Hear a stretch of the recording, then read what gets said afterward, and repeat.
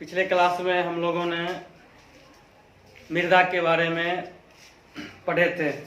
मृदा कितने प्रकार के होते हैं, मृदा संरक्षण क्या है, मृदा अपरदन क्या है, इन सभी के बारे में हम लोग अध्ययन किए थे। तो आज इस चैप्टर का क्वेश्चन आंसर हल करवा रहे हैं। तो चैप्टर नंबर 1 का क, चैप्टर है 1 का क, इकाई 1 क। बुक में पेज नंबर 27 निकाल लीजिए, page number 27, page number 27। Objective प्रश्न है।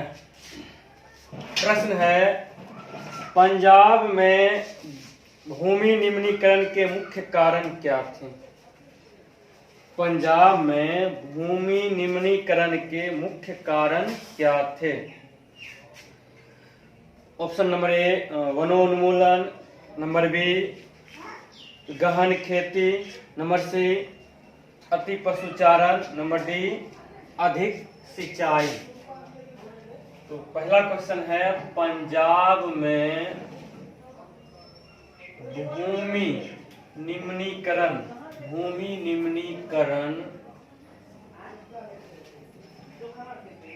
का मुख्य कारण क्या है? मुख्य कारण क्या है?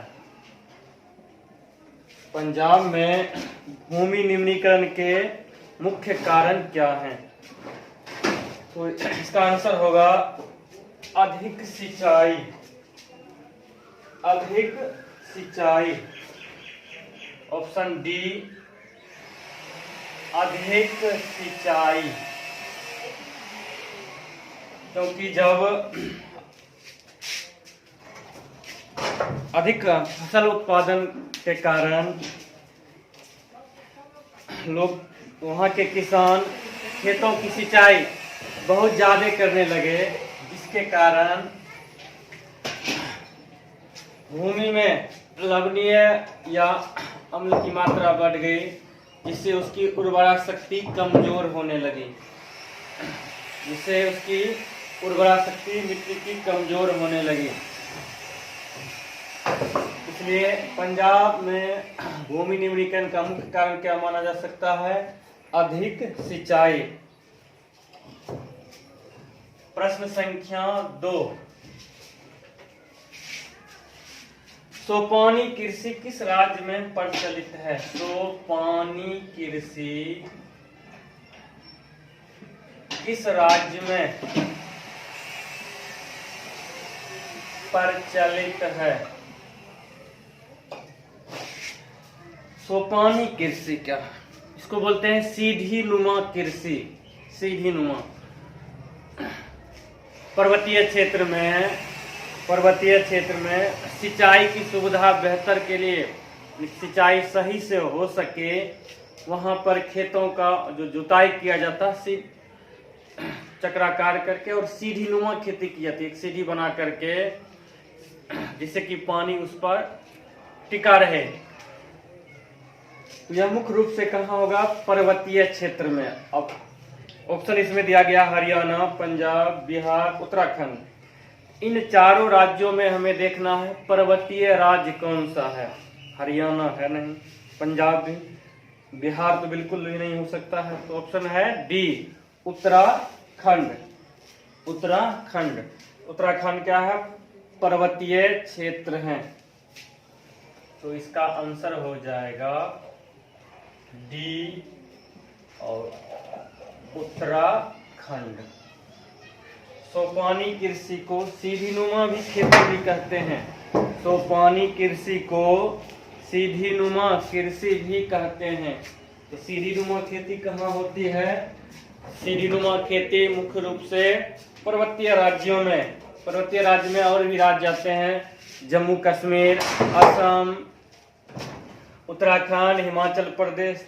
तो यहाँ एक राज्य दिया गया है उत्तराखंड। यदि उत्तराखंड के अलावा रहेगा हिमाचल प्रदेश, उत्तराखंड नहीं रहे तो हिमाचल प्रदेश हो सकता है। अर्थात पर्वतीय राज्य जो भी हैं, पर्वतीय राज्य जो भी हैं वहाँ सोपानी कृषि या सीढ़ीनुमा खेती की जाती है। अब है प्रश्न संख्या 3। प्रश्न संख्या 3, मरुस्थलीय मृदा का विस्तार। मरुस्थलीय मृदा का विस्तार, मरुस्थलीय मृदा का विस्तार निम्न में कहाँ है? निम्न में से कहाँ है? निम्न में से कहाँ है? अर्थात किस राज्य में मरुस्थलीय मृदा का ज्यादा विस्तार है? उत्तर प्रदेश, राजस्थान, कर्नाटक और महाराष्ट्र। 4 ऑप्शन है। Option A Uttar Pradesh, option B Rajasthan, option C Karnataka, option D Maharashtra.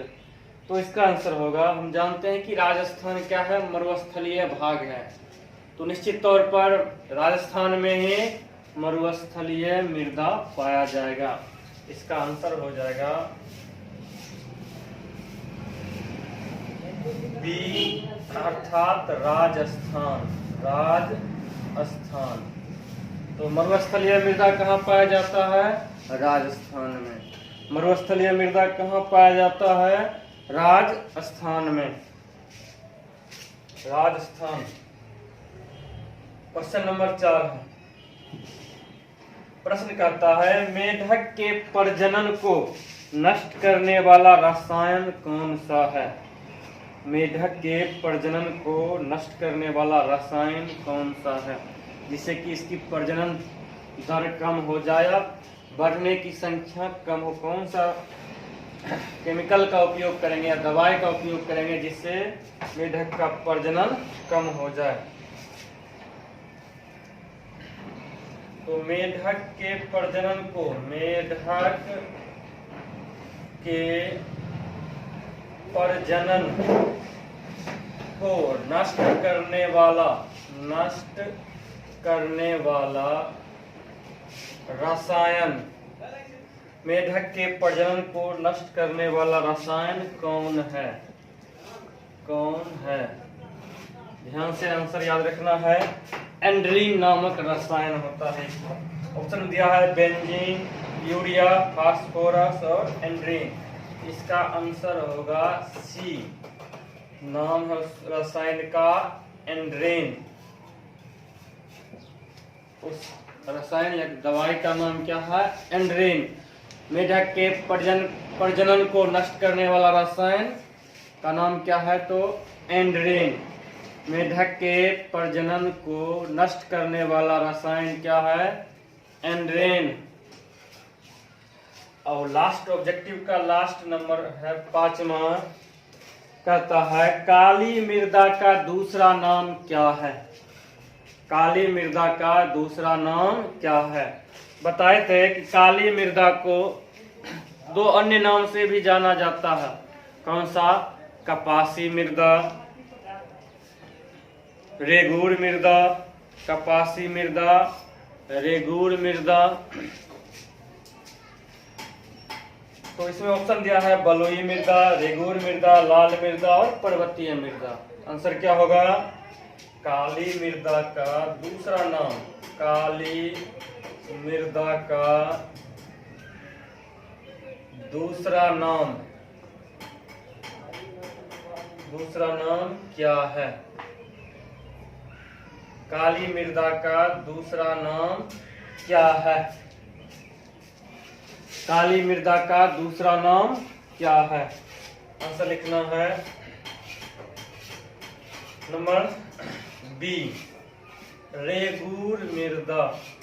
रेगूर मृदा, रेगूर मृदा। एक बार फिर से पहला प्रश्न है, पंजाब में भूमि निम्नीकरण के मुख्य कारण क्या हैं? पंजाब में भूमि निम्नीकरण के मुख्य कारण क्या हैं? आंसर होगा अधिक सिंचाई, अधिक सिंचाई। प्रश्न नंबर 2 है सोपानी कृषि, सोपानी कृषि किस राज्य में प्रचलित है? सोपानी कृषि किस राज्य में प्रचलित है? आंसर होगा उत्तराखंड, उत्तराखंड। प्रश्न नंबर 3 मरुस्थलीय मृदा का विस्तार निम्न में से कहाँ है, अर्थात किस राज्य में है? आंसर होगा राजस्थान, राजस्थान। चौथा प्रश्न है मेढक के प्रजनन को, मेढक के प्रजनन को नष्ट करने वाले, मेढक के प्रजनन को नष्ट करने वाले रसायन का क्या नाम है? आंसर होगा इसका एंड्रेन। क्या नाम है? एंड्रेन। और पांचवा प्रश्न है काली मृदा का दूसरा नाम क्या है? काली मृदा का दूसरा नाम क्या है? इसका आंसर होगा रेगूर मृदा। यदि ऑप्शन में कपासी मृदा होता तो ये भी सही हो सकता था, कपासी। तो कपासी या रेगूर दोनों में से कोई एक ही ऑप्शन होगा। यदि प्रश्न में दिया रहेगा काली मृदा का दूसरा नाम, या तो रेगूर ऑप्शन में रहेगा या कपासी। तो यहाँ रेगूर है तो रेगूर मृदा, क्योंकि स्थानीय भाषा में काली मृदा को रेगूर मृदा कहा जाता है। तो ये था 1 से 5 तक ऑब्जेक्टिव, इसको नोट कर लीजिए।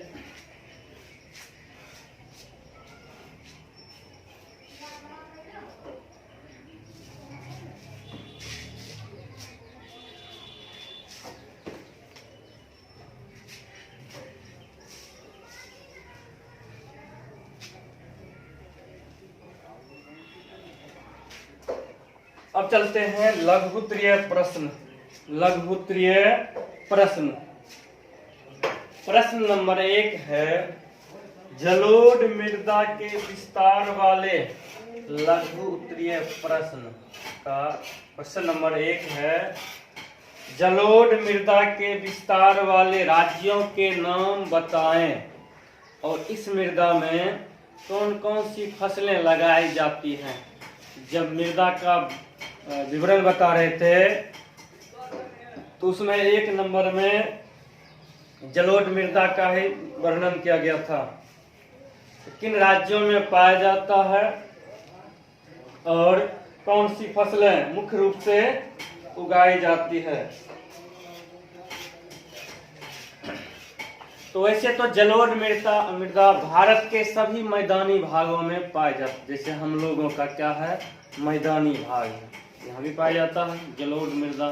तो इसमें अंतर है, कहीं नवीन मृदा है, कहीं प्राचीन, जिसको खादर या बांगर बोला जाता है। तो प्रश्न है जलोढ़ मृदा के विस्तार वाले राज्यों के नाम बताएं। आंसर लिखना है जलोढ़ मृदा, जलोढ़ मृदा भारत के सभी मैदानी भागों में, सभी मैदानी भागों में पाया जाता है, भागों में पाया जाता है। जलोढ़ मृदा भारत के सभी मैदानी भागों में पाया जाता है। यह मुख्य रूप से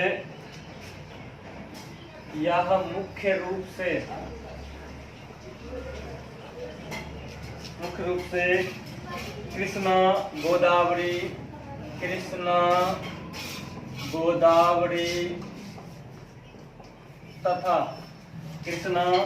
गोदावरी तथा कावेरी नदियों द्वारा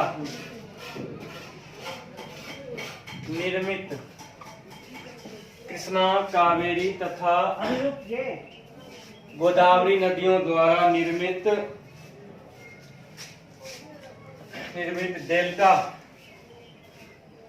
डेल्टा पर पाया जाता है। यह मृदा मुख्य रूप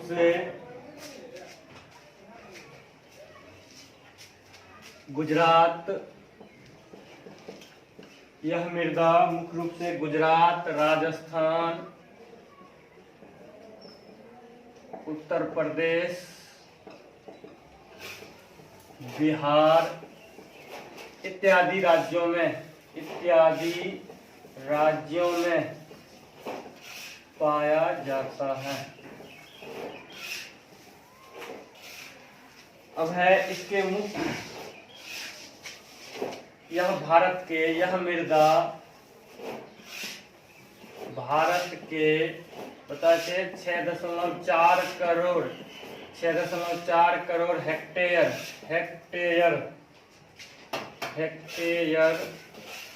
भूमि पर फैला है।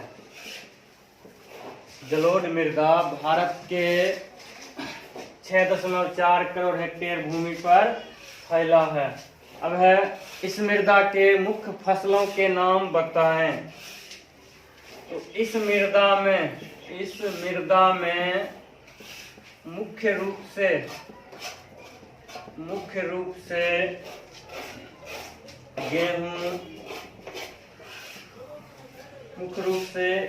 गेहूं, गन्ना,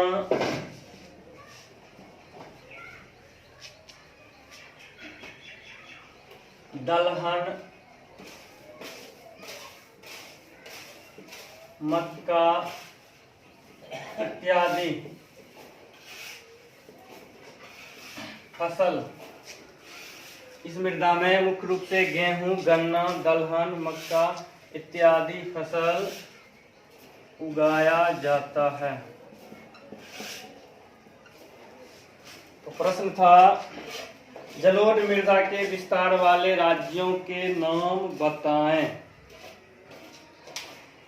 तो आंसर है इसका, जलोढ़ मृदा भारत के लगभग सभी मैदानी भागों में, जलोढ़ मृदा भारत के लगभग सभी मैदानी भागों में पाया जाता है। जलोढ़ मृदा भारत के लगभग सभी मैदानी भागों में पाया जाता है, लेकिन यह मुख्य रूप से कृष्णा, कावेरी और गोदावरी नदियों द्वारा निर्मित डेल्टा से बना है। यह मृदा मुख्य रूप से गुजरात, राजस्थान, उत्तर प्रदेश, बिहार इत्यादि राज्यों में पाया जाता है। इसी का दूसरा भाग है। इस प्रश्न में 2 प्रश्न है। पहला था कहाँ पाया जाता है, और इस मृदा की मुख्य फसलों के नाम बताना, कौन कौन सी फसलें इस मृदा में उगाई जाती है। तो इस मृदा में मुख्य रूप से गेहूं, गन्ना, दलहन, मक्का इत्यादि फसलों का उत्पादन होता है या उगाया जाता है। ये था प्रश्न संख्या 1। अब है प्रश्न संख्या 2। समोच्च कृषि क्या है? समोच्च कृषि से क्या समझते हैं? तो कृषि की वह पद्धति जिसमें खेतों की जुताई समोच्च रेखीय अर्थात चक्राकार द्वारा कर फसलों का उत्पादन किया जाता है, उसे समोच्च रेखीय कृषि कहते हैं। क्या होगा आंसर इसका है, कृषि की वह विधि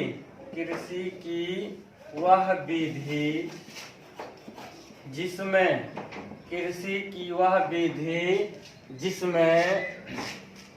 खेतों को समोच्च रेखीय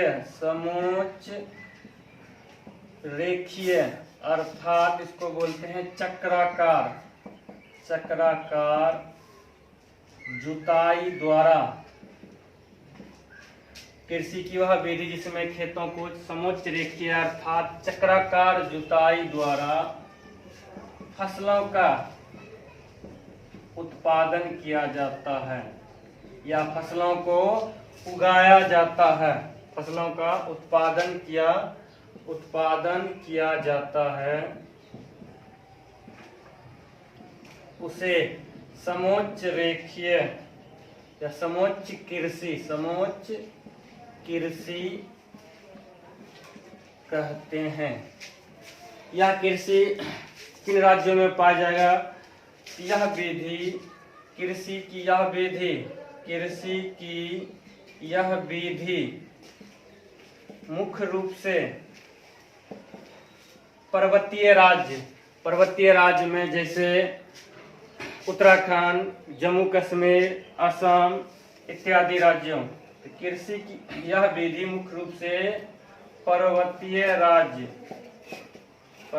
राज्य जैसे उत्तराखंड, जम्मू कश्मीर, हिमाचल प्रदेश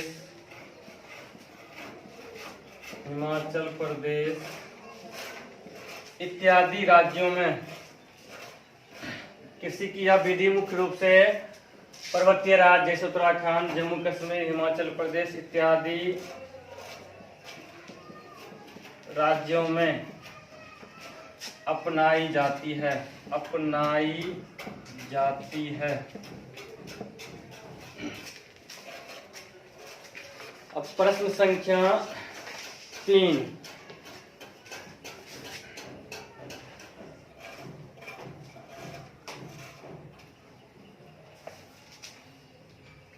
प्रश्न संख्या 3 है, पवन अपर्दन वाले क्षेत्र में कृषि की कौन सी विधि उपयोगी मानी जाती है? तो पवन अपर्दन वाले क्षेत्र में पट्टिका कृषि विधि अपनाते हैं।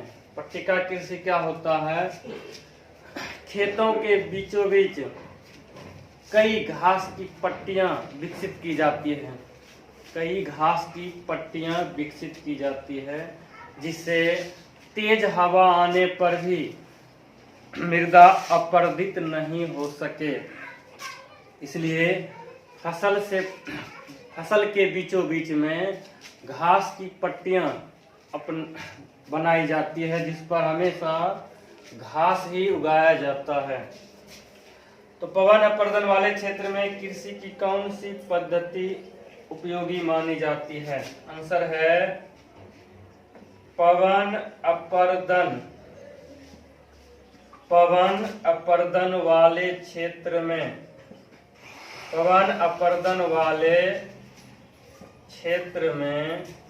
पट्टिका कृषि विधि अपनाई जाती है। पट्टिका कृषि विधि अपनाई जाती है। इस विधि में फसलों के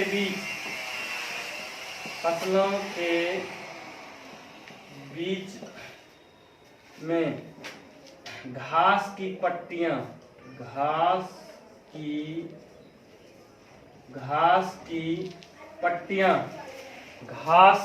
पट्टियां विकसित की जाती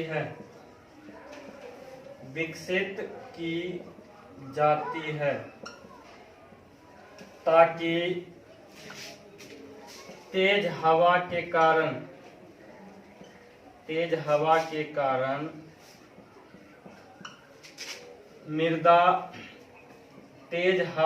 कारण मृदा अपरदन में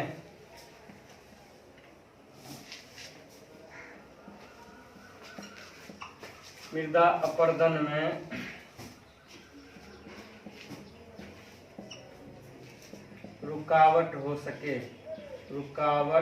सके। और इस विधि में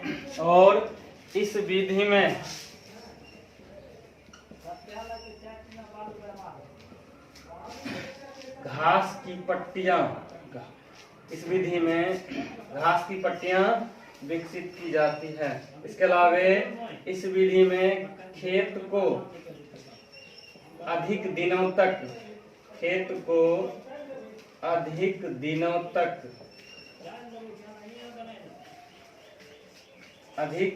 तक खाली नहीं रखा जा सकता है, खाली नहीं रखा जाता है।